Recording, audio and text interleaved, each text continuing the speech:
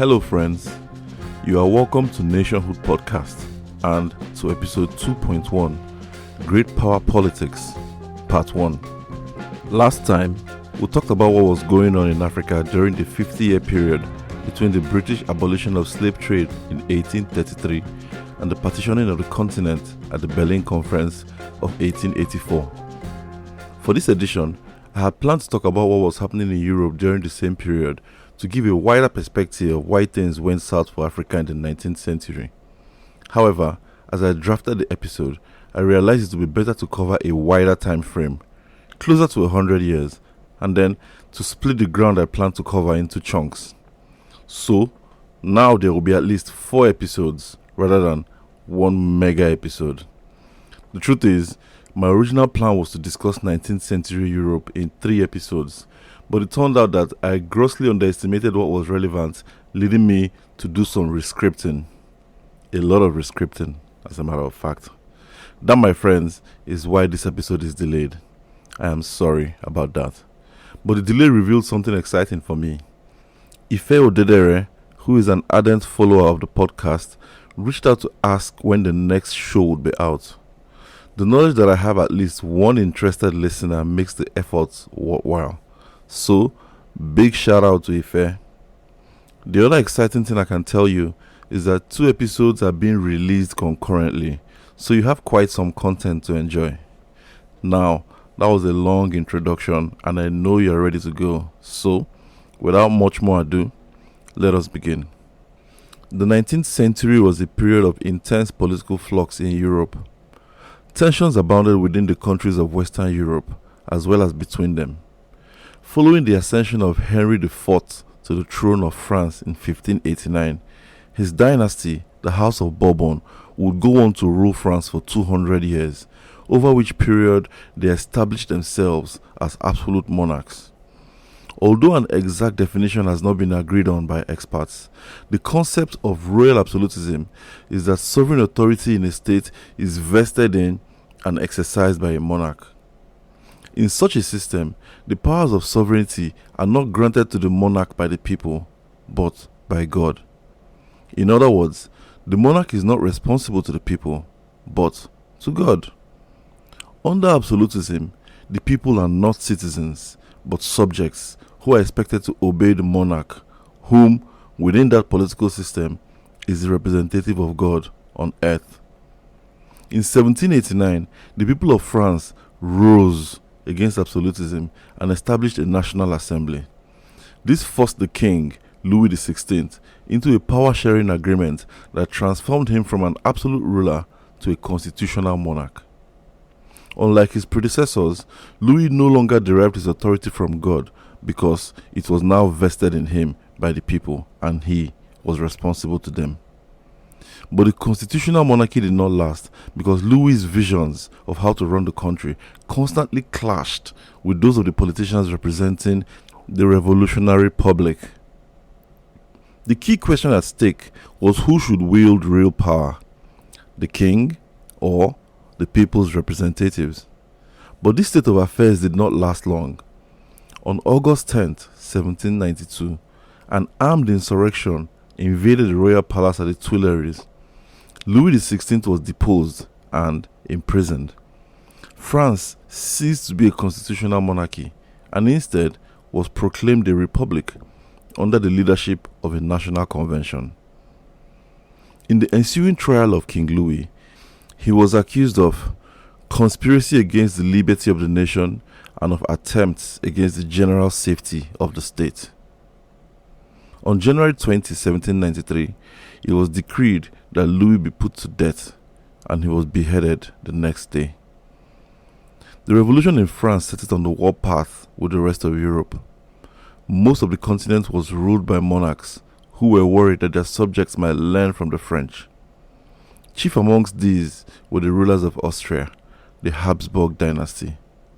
When the French Revolution broke out in 1789, Austria was ruled by Archduke Joseph II, brother of Marie Antoinette, the Queen of France. Led by the Girondin Party, a warmongering faction of the Legislative Assembly, France declared war against Austria on April 20th, 1792. At this time, the Archduchy of Austria had passed from Joseph II to his brother Leopold II, and then to Leopold's son Francis II. Hence, when France declared war on Austria, the latter's Archduke was nephew to the former's queen. In fact, Louis and Marie Antoinette hoped Austria would crush the revolution in France and restore their absolute powers. This act of betrayal against France formed part of the reason the king was deposed and beheaded. In her own trial, Marie Antoinette was equally accused of treason, and on October 16, 1793, she was also beheaded. These acts of regicide, and especially the killing of an Austrian princess, end the French enmity from Europe and particularly Austria. The first great event of the war between France and Austria did not occur on French or Austrian soil, but in the Austrian Netherlands, known today as Belgium. There, in November 1792, the Austrians were driven out by French forces under General Dumouriez. The next year, 1793, Austria reclaimed Belgium from France after beating Dumouriez at Neerwinden. But then, it lost Belgium again in 1794 after the French army battered Austria and its allies at Fleurus. The loss of Belgium to France was formalized at the Peace of Campo Formio in October 1797. In the winter that followed the French occupation of Belgium in 1794, France marched into the neighboring state of the Netherlands, or the Dutch Republic, and rechristened it the Batavian Republic. On May 16, 1795, representatives of the Batavian Republic signed the Treaty of The Hague with French counterparts, effectively making the Batavian Republic a client state of France. Now, don't forget, Batavia is a new name that was given to Netherlands by France. That's right, revolutionary France was not only overthrowing the governments of its neighbors, but it was also recreating countries in its own image. By March 1796, the Batavian Republic had established a national assembly, similar to France. Meanwhile, France itself had witnessed more political upheaval. The government that emerged in the aftermath of Louis' beheading, called the Committee of Public Safety and led by Maximilien Robespierre, was overthrown in a coup called the Thermidorian Reaction. Robespierre had unleashed a reign of terror on the French people by sending representatives across the country who used the powers at their disposal to summarily execute anyone who opposed the Committee of Public Safety and its ideology. Thousands were killed. But Robespierre also alienated powerful members of the political class as they saw some of their members executed for opposing him. Faced with similar prospects, in the summer of 1794, a group of politicians orchestrated a coup that led to the removal and execution of Robespierre. That coup was called the Thermidorian Reaction because it occurred in the month of Thermidor, which was the 11th month in the French revolutionary calendar. In a regular calendar, the coup that removed Robespierre occurred in July 1794. Now, you might be thinking, was the revolution so total that even the calendar had to be changed? One gets a sense that the French were in a hurry to break away from their past, maybe because it was about absolutism. Although, one also wonders what really changed since the government that replaced the constitutional monarchy resorted to repression and absolutist measures to stay in power. The Committee of Public Safety was replaced by a 5-man directory, while a bicameral legislature was instituted under a new constitution in 1795. Under its leadership, France would begin to record significant military victories abroad. The star boy of these military successes was a previously obscure general from the province of Corsica named Napoleon Bonaparte. At the head of the French army of Italy, Bonaparte quickly conquered territories that were previously under Austrian dominion, including the duchies of Milan and Mantua in 1796, which he brought together under a new political entity called the Transpadane Republic. Also, in 1796, Bonaparte brought together the Italian territories of Modena, Reggio Emilia, Ferrara, and Bologna and created the Cispadane Republic. Then, in 1797, he went further and united the Transpadane and Cispadane republics into the Cisalpine Republic. When the elections held in 1797, threatened to bring in legislators that were sympathetic to the ousted monarchy. The Directory carried out a coup that sacked the newly elected royalists and strengthened its own power base. In 1798, a French army invaded the Swiss Confederacy and established the Helvetic Republic. The Batavian, Cisalpine, and Helvetic republics were European states that revolutionary France attempted to fashion after itself. The French tried to impose a similar state of government in these places, and they were known as the sister republics. One important thing to add here is that the Directory was eventually overthrown in the 1799 coup, and it was replaced with a three-man consulate headed by Napoleon Bonaparte. This is when Napoleon first came to power. Outside of the sister republics, revolutionary France was busy disrupting the political order in the rest of Europe. As the 18th century wound down, in 1793, it declared war on its western neighbor Spain, which was ruled by a branch of the Bourbon dynasty. Although Spain recorded some early victories, they eventually lost and signed a peace treaty with France in 1795. By 1801, economic crisis led Spanish peasants to revolt against their monarch, King Carlos IV. The main object of their hatred, however, was the Prime Minister, Manuel de Godoy, who was also the Queen's lover. Godoy was hated because his economic policies impoverished the common people and the church. The nobles also hated him because of his humble origins. In addition, Spanish national pride was hurt by virtue of Spain becoming subservient to France after losing the war. Godoy was blamed for this. An uprising in March 1808 overthrew Godoy and forced King Carlos to abdicate his throne in favor of his son, Ferdinand. However, France underestimated the reaction of the Spanish when it forced Ferdinand from the throne and made Joseph Bonaparte, older brother of Napoleon, the new monarch. In response, the Spanish went into a bloody revolt. This revolt would become an ulcer for the French in their quest to dominate Europe. Still on the Iberian Peninsula, Spain's neighbor Portugal also witnessed a dynastic change of guard at the turn of the century. Following the death of King Pedro III in 1786, Queen Maria fell into depression. By 1792, her son, Prince Yao, was ruling in her stead, and in 1799, he was pronounced Prince Regent. But Yao came to power at a very turbulent time in Europe. After France declared war on Spain in 1793, it sent an emissary to Portugal requesting for it to stay neutral. But the emissary was rebuffed, and Portugal stayed loyal to its ally Spain against France. Can you even begin to imagine how sticky things must have gotten when Spain conceded defeat and then became a French ally in 1795? Well, even though Portugal was smaller than Spain, it avoided subservience to France because it had an alliance with Britain, France's nemesis.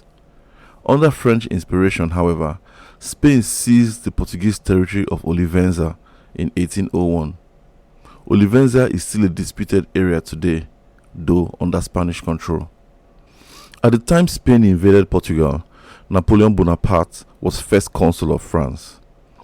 As he consolidated power at home and spread France's power abroad, Napoleon sought to curb British power by imposing an economic blockade that would prevent Britain from trading with the continent of Europe.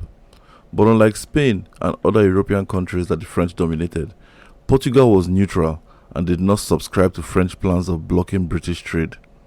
Therefore, British goods still found their way into Europe through Portugal. This annoyed Napoleon, and he invaded Portugal in 1807. As French troops entered Lisbon, the Portuguese monarchy, government, and the rich packed their things and sailed for their colony in the Americas, Brazil. Later on, the invading French troops would be sent to put down the revolution that started in Spain after Napoleon placed his brother Joseph on the throne in 1808. During this period, the countries of Italy and Germany as we know them today did not exist. Instead, in the regions of Italia and Germania, there were numerous kingdoms, duchies, and principalities. Several Germanic states and parts of northern Italy were part of the 1,000-year-old Holy Roman Empire. This behemoth was organized as a German federation under the leadership of the Archduke of Austria. So, yes, Marie Antoinette's father, brothers, and nephew were successively the rulers of Austria, but also went by the title of Holy Roman Emperor. The emperor did not exercise sovereign powers over the other Germanic states, but acted as primus inter pares, that is, first among equals. The Holy Roman Empire was a casualty of geopolitical conflict that characterized the late 18th and 19th century. After Austria was sucked into war with revolutionary France, Francis II's forces were ultimately crushed over a series of battles with Napoleon's armies. Subsequently, Napoleon dissolved the Holy Roman Empire in 1806. Much of the empire would come under French influence in the newly created Confederation of the Rhine, but Francis would remain as sovereign of the Austrian territories under the new, if smaller title, Emperor of Austria. The other major German state of this era was Prussia. Prussia had never been a part of the Holy Roman Empire, but its territories had evolved from a fiefdom of the Polish-Lithuanian Commonwealth in the 16th century. When France declared war on Austria in 1792, it also declared war on Prussia. At this time, the Prussian sovereign was Frederick William, who assumed the throne in 1876 as an absolute monarch following the death of his uncle, Frederick the Great. The previous monarch had been a great reformer, under whom Prussia became a great financial and military power. But Frederick William spent more time with his mistresses than with his ministers. He was more interested in examining paintings than examining court papers, and so, under Frederick William, Prussia experienced military decline. But it was not a total decline. Frederick the Great had built such a powerful military apparatus that the French found Prussia a tough nut to crack, even under poor management. However, like Austria, Prussian forces were eventually beaten by Napoleon in 1806. Although Austria and Prussia were fighting on the same side against revolutionary France, it is important to note that these two German powers had been rivals for a long time. They had fought each other in wars, and each sought to undermine the other's position on the global stage. Each considered geopolitical gains made by the other to be a loss for itself. Regardless, in the last decade of the 18th century, Prussia, Austria, and Russia, another European power and mutual rival of both, agreed that the best means of settling mutual tensions and checking one another's geopolitical power was to divide the Polish-Lithuanian Commonwealth amongst themselves. And so, in 1795, Poland-Lithuania watched helplessly as it was partitioned by more powerful neighbors. This was the third time a partitioning would happen over a 22-year period. Did that make sense? I know it sounded confusing. Let me use an illustration. Imagine that two of your neighbors have been quarreling for a long time. And then, just when the whole neighborhood was sure that an actual fight was about to begin, the adversaries held a meeting where they jointly decided that rather than fighting each other, it would be better if they simply invaded a third neighbor's house and divided that neighbor's possessions amongst themselves. That's a simplistic version, but the main effect was that the people of Poland-Lithuania lost their independence and, depending on where they lived, became subjects of Prussia, Austria, or Russia. During the third partitioning of Poland, Catherine the Great of the Romanov dynasty was Empress of Russia, but she was not long for the world. The Empress passed away in 1796 and was succeeded by her son Paul, although her preference was for Paul's son and eventual heir Alexander. Emperor Paul's reign was short-lived because he was murdered by courtiers with Alexander's support on March 11, 1801. Thus, Russia's 19th century started on a bloody note. But do not get carried away by my dramatic emphasis. Russia already had a history of bloody internal and external political drama.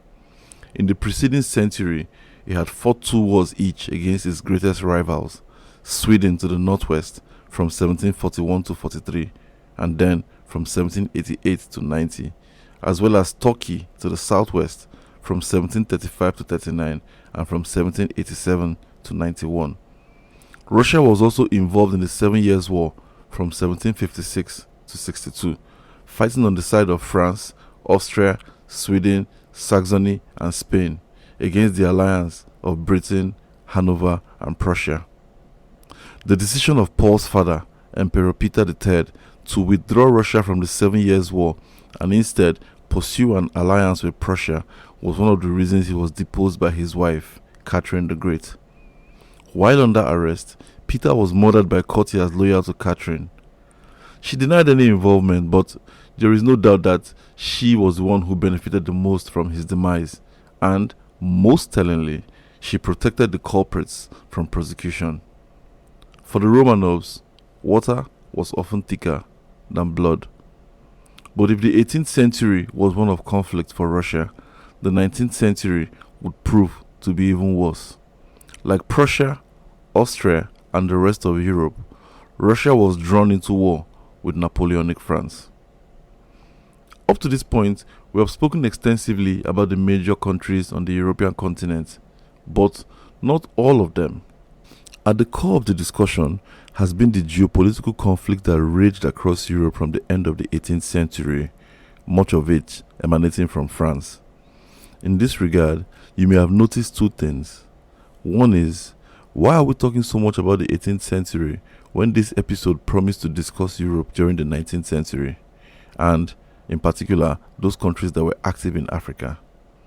A second and related point you may be pondering is, given the important role that Britain played in Africa, where is it in all of this conflict that is going on?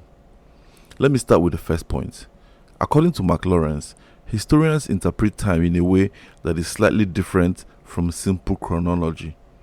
From what we have discussed about Europe so far, it is clear that the 19th century cannot simply be interpreted based on the events that occurred during the century alone. In fact, given the deep connections to events of the 18th as well as the 20th century, the period we are interested in is often described as the long 19th century. Some historians contend that the long 19th century started in 1776, when America's colonies declared independence from Britain, while some others prefer 1789, the year of the First French Revolution.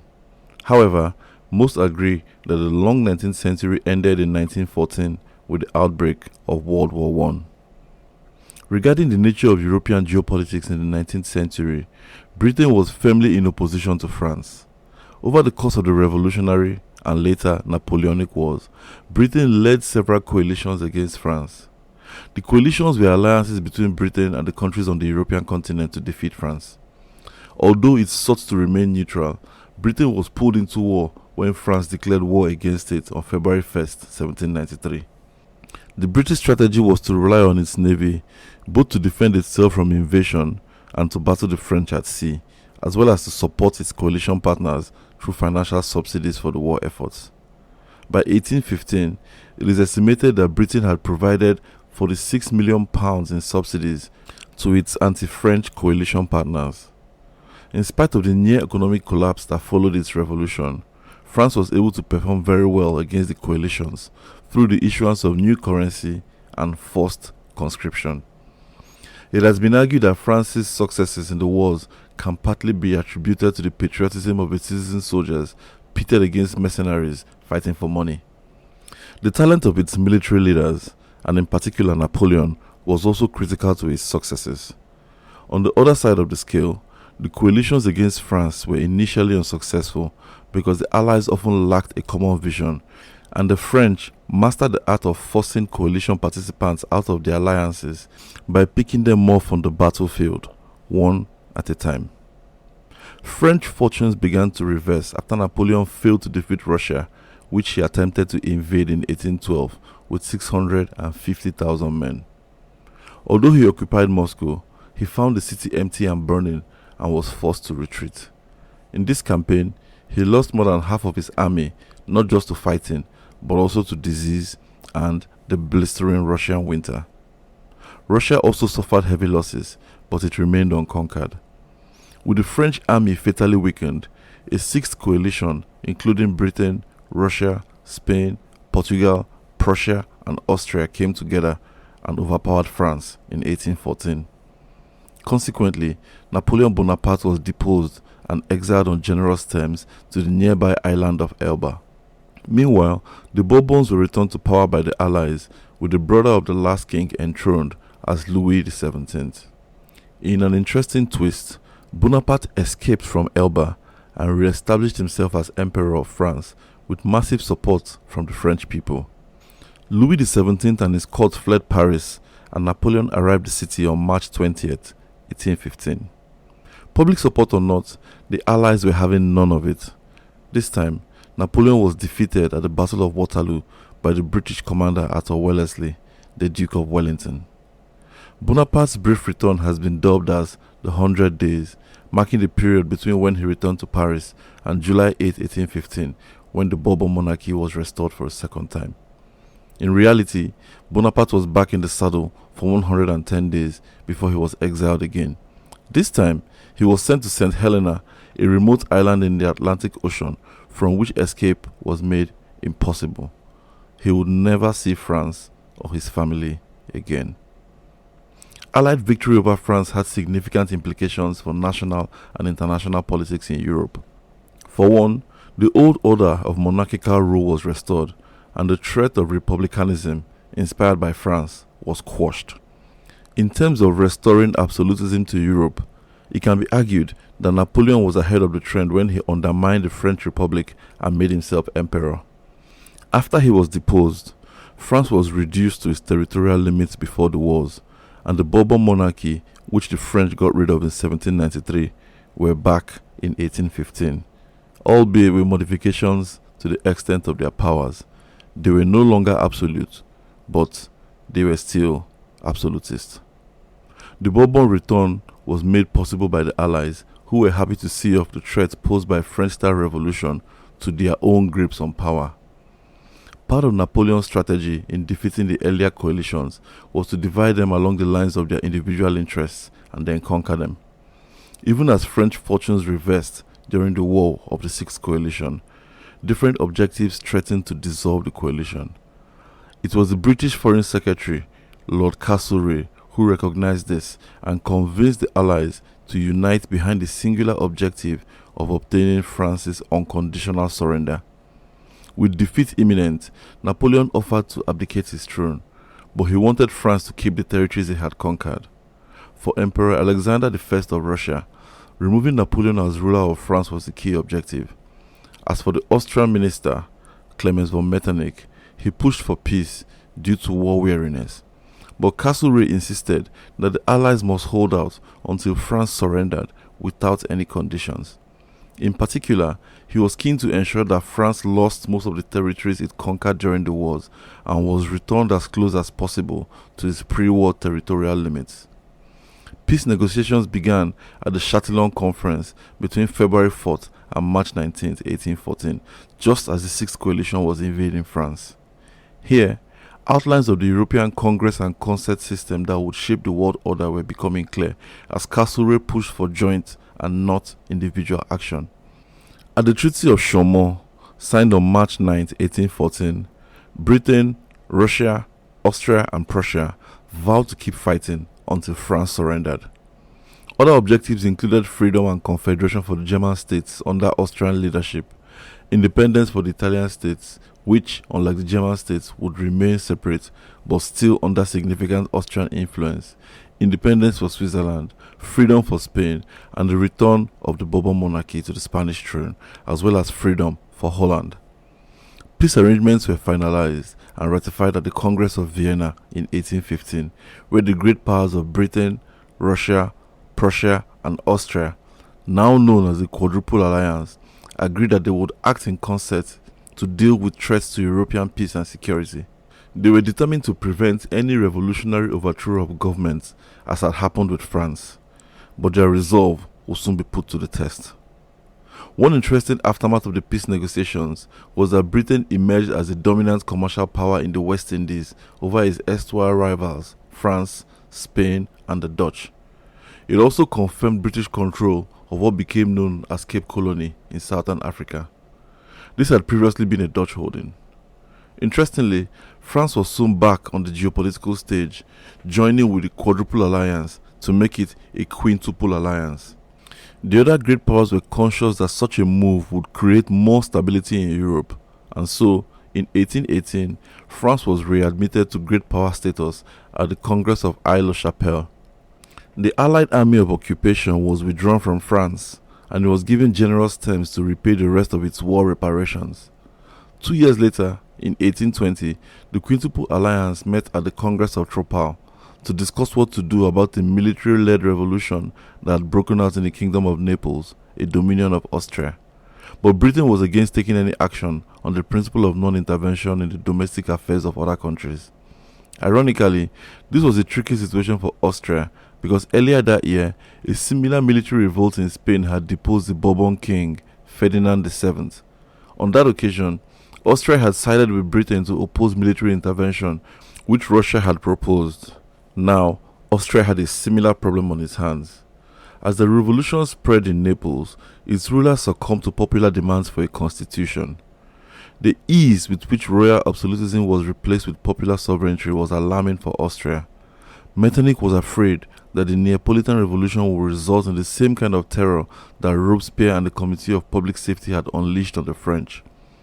His description of those fears are indicative of how some European elites pictured Africans. He said, "The blood will flow in streams. A nation half barbaric in absolute ignorance of boundless superstition, hot-blooded as Africans, a nation that can neither read nor write, whose last word is the dagger.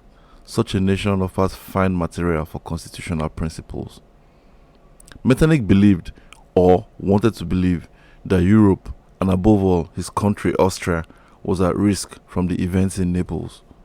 He was concerned that upheaval there would spread to the Italian states under its influence, as well as to the German states under its presidency. The revolution had to be crushed. At the Congress of Tropal, Britain was opposed to any action against Naples, and France took a neutral stand. But Austria convinced Russia and Prussia of the need for action, and together they issued a declaration asserting a right and duty of the powers responsible for peace in Europe to intervene to suppress any revolutionary movement by which they might conceive peace to be endangered. Tropal was the precursor to the Congress of Laibach, where the powers reconvened in 1821 and ratified Austria's right to intervene in Naples. As the Congress of Laibach wound down, Tsar Alexander of Russia was informed that the Greek officer in his reserve armies called Alexander Ypsilantis had raised the banner of revolt to fight for Greek independence from the Ottoman Empire. Given the commitment of Austria, Russia and Prussia to the crushing of revolutions that threatened Europe's political stability, the Tsar was obliged, with the urging of Metternich, to condemn Ypsilanti, even though Ypsilanti tried to gain support for his cause based on Christianity. The Ottomans whom he rose against were Muslims. The last of the congresses under the concept of Europe system was convened in Verona the next year, 1822. At Verona, the Allies discussed a variety of issues. Britain suggested ideas for curbing the illegal slave trade, but that did not get much support. However, the Allies issued a condemnation of the practice, which, as some analysts have noted, amounted to nothing. The Greek uprising against Turkish rule was also a subject of concern, but Metternich ensured it did not make it onto the agenda. In the end, the main issue addressed was the continued revolt in Spain against Bourbon rule. Even though this was the first of the revolutions to break out since the concert system was agreed, the powers had not intervened because it did not threaten the stability of Europe. In fact, Metternich was a staunch opponent of intervention in Spain because he believed such a move was what would threaten the stability of the continent. During the deliberations at Verona, Russia remained as bullish about intervention as it had been since the Spanish Revolution broke out. Perhaps more bullish than ever. Metternich shifted from non-intervention to a moderated form of intervention. He guided Russia's Tsar Alexander away from a plan to immediately place a joint European army of 150,000 men on standby, but agreed with a plan to immediately send dispatches to Spain's revolutionary government, warning of dire consequences if it took any actions that threatened France or brought harm to the Spanish Bourbons. Prussia was the weakest of the absolute monarchies and went along with Russia and Austria. Of the constitutional monarchies, France was opposed to becoming a pawn of the alliance, preferring to engage the Spanish revolutionaries on its own timetable. It therefore urged delay in sending the dispatches, but the others refused. Meanwhile, The Duke of Wellington, Britain's envoy to the Congress, insisted on his country's principle of non-intervention. He vehemently opposed military meddling or the sending of dispatches at all. The Congress of Verona thus ended without agreement on the main issue of what to do about the revolution in Spain. Verona was the last meeting of the concert system that had emerged in the aftermath of the Napoleonic Wars. France would eventually invade Spain and overthrow the rebels, but they did this entirely on its own terms and its own timetable. The alliance of the great powers forged at the Congress of Vienna was a difficult one in the first place. You may have noticed that I just described Austria, Prussia and Russia as absolute monarchies, but called Britain and France constitutional monarchies. Each of the allies was committed to its own style of government and wanted to stop the spread of the other style of sovereignty. Thus, when a revolution broke out, although their joint interest was to figure out a way to ensure stability, their individual interests influenced what each ally believed the best solution should be. In the example of the Spanish Revolution, Austria, Prussia and Russia were keen to restore absolutism, and while France was against the revolution, it preferred for Spain to become a constitutional monarchy like itself and not to be restored to absolute monarchy. The Austrian Foreign Minister Clemens von Metternich was motivated by the objectives of the French government and worked hard, although in vain, to prevent it. In Britain, where liberal and constitutional ideas were even more rooted, its government did not have the liberty of taking unilateral actions, even if it generally supported the idea of preventing revolution and sectarianism. The British therefore urged against intervention in other states' domestic affairs. George Canning, the British Foreign Secretary, described their foreign policy as every man for himself and God for us all. For the rest of the 1920s and most of the 1930s, few geopolitical events required the intervention of the great powers. This does not mean that political events at home were less demanding. In 1924, Louis XVII died and was replaced by his brother, Charles X. There is a famous saying in French history that in the years after their restoration, the Bourbons had learnt nothing and forgotten nothing, because they soon forgot the issues that led to their dynasty's overthrow in the first place and started to drive the country back towards monarchical absolutism. They preferred issuing decrees over building consensus and treated the constitution with contempt. Rather than recruit their officials from a wider social base, they preferred to rely on the old aristocracy, and this increased the political gap between the upper class and the middle class. All this led to a clash between the sovereignty of the king and the sovereignty of the nation in a rebellion that is now known as the July Revolution. Motivated by the same kind of hunger and urge for liberty that spurred the 1789 uprising, and supported by members of the National Guard as well as sections of the army, Parisians took to the streets on July 27th, 28th and 29th, known as Les Trois Glorieuses, or Three Glorious Days. The king abdicated and fled to England, but the leading politicians ensured republicanism did not replace the monarchy. Instead, Charles was replaced by his moderate cousin, Louis Philippe, the Duc d'Orléans. Unlike his cousins who claimed a mandate from God, the July monarchy of Louis Philippe was born of a mandate from the people. Hence, he would not reign as king of France, but as king of the French. Once again, absolutism lost the fight against liberalism in France. The month before he lost the throne, Charles had sanctioned a military invasion of Algeria. He hoped that glory abroad would show up the prestige of his failing government, but as we have seen, it did not. Algeria was a semi-autonomous province of the Ottoman Empire governed by a Dey with a mandate from Istanbul. Algiers succumbed to French naval power and agreed to occupation by French forces. It has also been argued that Charles believed the war in Algeria would distract his subjects from the problems at home. If so, it did not help him. Regardless, King Louis Philippe continued the policy of colonization in Algeria. In Russia, liberalism also challenged absolutism, but unlike France, absolutism prevailed. When Tsar Alexander I died in November 1825, a brief succession crisis ensued before he was succeeded by his brother Nicholas. Based on the usual principles of succession, the new Tsar should have been Grand Duke Constantine, the oldest of the deceased emperor's brothers, who also held the title Viceroy of Poland. However, Constantine had renounced his claim to the throne and Alexander had kept the renouncement secret. Consequently, when he died, the Russian court, including Nicholas, swore allegiance to Constantine. But Constantine stuck to his oath to forego the throne, and he himself swore allegiance to Nicholas, who eventually accepted the crown. On December 14th, the day troops were scheduled to swear their own allegiance to the new Tsar in St. Petersburg, some veterans of the Napoleonic Wars attempted to seize power with support from sections of the nobility and peasant soldiers at their disposal. The plan failed, and the plotters were seized. The 5 leading officers were sentenced to death by hanging, while 127 other plotters were exiled to hard labor in Siberia.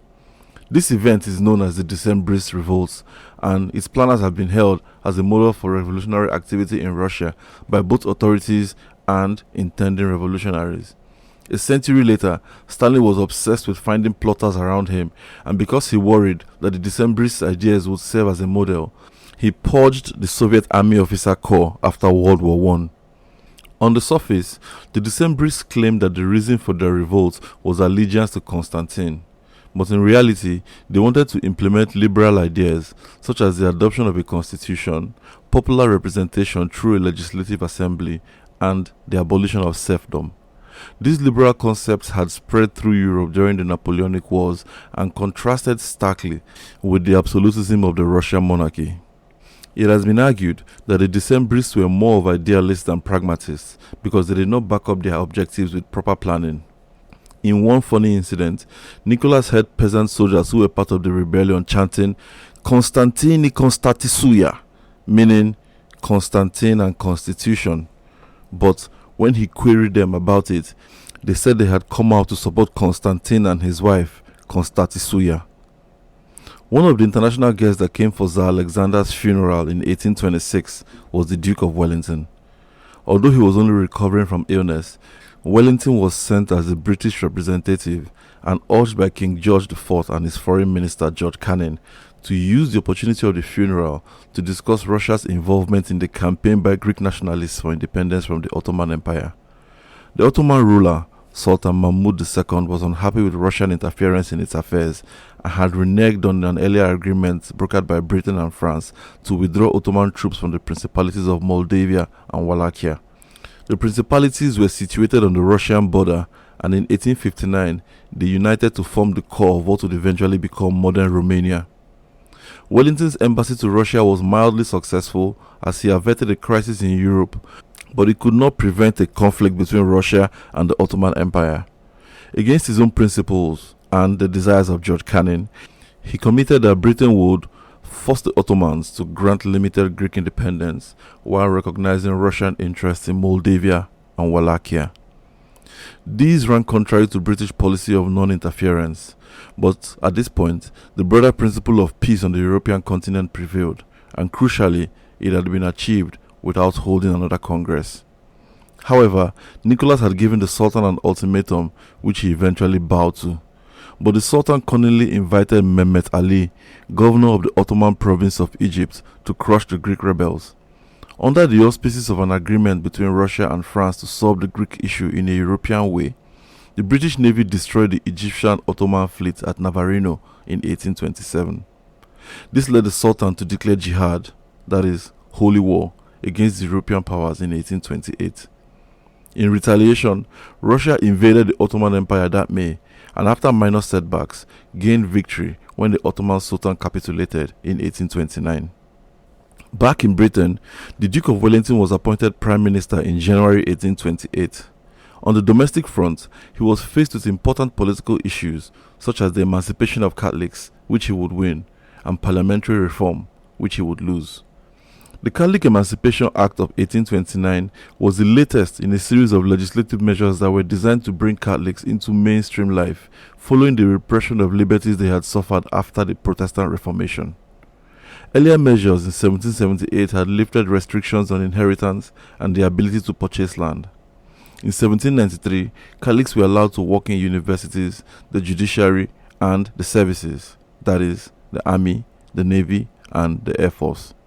In 1829, Catholics won the right to sit in parliament and hold civil office. Wellington supported Catholic emancipation because rebellion was brewing in Ireland over the issue, and he felt that failure to follow through could cause the crisis there to boil over. This would threaten the Union overall. He faced stiff resistance from both the king and parliament, as well as within and outside his party. Even his most trusted ally and deputy, Robert Peel, was willing to part company with the Duke on the subject, but he prevailed through insistence and negotiations. However, victory came at a high price. For the treacherous act of abandoning his faith, many members of his party, the Tories, turned against Wellington. His support for Catholic emancipation was considered the act of an apostate. If the Emancipation Act of 1829 made Wellington popular in Catholic Ireland, it made him extremely unpopular in Protestant England, and not only with the politicians, as we have just noted, but also with the people. Indeed, some ultra right-wing conservative MPs became convinced of the need for parliamentary reform only because Catholic emancipation was achieved. These members of parliament believed that if a wider section of the population had obtained the right to vote, they would not have supported the Emancipation Act. Wellington himself was opposed to the idea of granting voting rights to the wider public. In his view, the system was perfect as it was, with the right to vote restricted to those who owned property. But his party, the Conservatives, had been severely divided by the debate over Catholic emancipation. Furthermore, breakaway factions allied with the opposition, and together they rallied to support parliamentary reform and oppose Wellington altogether. In a surprising but tactless display of inability to read the room, Wellington torpedoed his own government by announcing to Parliament in November 1830 that he could not foresee any system of political representation that could improve on what Britain already had. This was not what MPs wanted to hear. Unfortunately for him, the masses also envisioned a better form of representation and took to the streets. The ensuing demonstrations and meetings in London expressed a desire to do what Paris had recently done to the government of King Charles X. Seeing he no longer had popular or parliamentary support, Wellington resigned his position as Prime Minister in 1830. The resignation of Wellington from His Majesty's government is a good place to pause our narrative. So, what has our coverage of European geopolitics thus far taught us? We commenced our discussion with an overview of the turbulence that swept Europe into the 19th century, emanating from the French revolutions of the late 18th century and radiating across the continent until a coalition of forces led by Britain put an end to Bonaparte's ambitions. Across the board, democratic government was the exception, not the rule. Even in France, where the most progressive turns of the period occurred, the political system came back full circle, transforming itself from the absolutism of Louis XVI to a constitutional monarchy that he led in conjunction with the Legislative Assembly, which was replaced by a revolutionary republic that was then displaced by the absolutism of Bonaparte. There were also challenges to absolutism in Spain, Naples, Greece, and Russia, none of which were successful. Put differently, absolutist governments were deeply entrenched, and with the alliances agreed after the wars with France, the great powers generally worked together to quash nascent rebellions. Even so, liberal ideas could not easily be snuffed out. 15 years after the Bourbons returned to France and tried to reintroduce absolutism, they were chased out of town. In Britain, which was a conservative and constitutional monarchy, the Duke of Wellington's resistance to parliamentary reform that would extend voting rights to more people led to his downfall. We can therefore surmise that from the late 18th century to the early 19th century, a robust argument was going on in Europe between monarchs and subjects, between subjects and citizens, between absolutism and liberalism, between monarchism and constitutionalism, and between imperialism and nationalism. On balance, it can be argued that the forces of absolutism had the upper hand, but we also know that the forces of liberalism did not give up the fight. In fact, the forces of absolutism were yet to face their biggest challenge from the forces of liberalism. It was still, as they say in the kitchen, cooking. And so, next time, we will pick up the narrative with the campaign for parliamentary reform in Britain. We will also check on the state of the great powers following the dissolution of their Grand Alliance. With no common purpose to bind them, old rivalries would resurface to compound the geopolitical arena, an arena where only the strongest will be left standing at the end.